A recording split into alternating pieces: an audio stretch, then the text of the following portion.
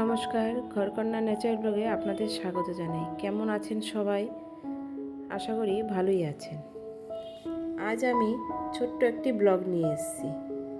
দেখুন, আমরা Christmas day কীরকম পালন করলাম। আমার মেয়েই পালন করলো বলতে গেলে, কারণ ওই নিজেই কেক টেক মেশুকে দিয়ে আনালো, বেলুন টেলুন ফুলিয়ে ভেবেছিল বোনদের নিয়ে কাটাকাটি করবে, কিন্তু সেটা আর হলো না। কারণ বোনরা খুবই ছোট, তাই এখন মানি মেশুকে নিয়েই কাটতে হবে। আমার বাবা মাও ছিল, এদেরকে নিয়েই এবার প্রথম। অন্যবার যেমন দিদিদের পায়, ওর বাবাকে পায়, মানে দিদি মানে আমার জায়ের দুই মেয়ে, এবার আর তাদেরকে পায়নি। যাই হোক, এবার নতুন কাউকে পেয়েছে। আর কি করা যাবে, বোনরাও ছোট, ওদেরকেও আনতে পারছে না সামনে। আমার বাবা আবার ওইদিকে পাহারা দিচ্ছে দুই মাম্মামকে।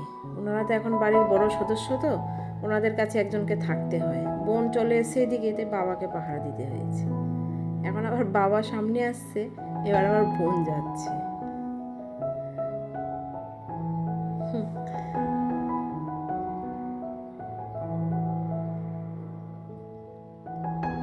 এবার মেয়ে আবার বাবাকে একটু কেক খাওয়াবে। আমার বোন আর বোনের বর আজকে তো সোমবার, তাই কেক খায়নি ওরা। ওদের একটু নিরামিষ আছে, তাই নিরামিষটার জন্য ওরা কেকটা আজকে খেতে পারলো না, ওরা কালকে খাবে। আমার মাও সামনে ছিল না, তাই খেতে গেছিল, রাতও তো হয়ে গেছিল।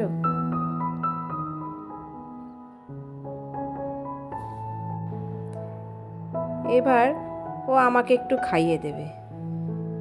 কি করবে, মানি মেশুকে পাচ্ছে না তো, কাকে খাওয়াবে না বুঝতেই পারছে না। আজ তাহলে এই পর্যন্তই, দেখা হচ্ছে আবার পরের নতুন কোনো ব্লগে।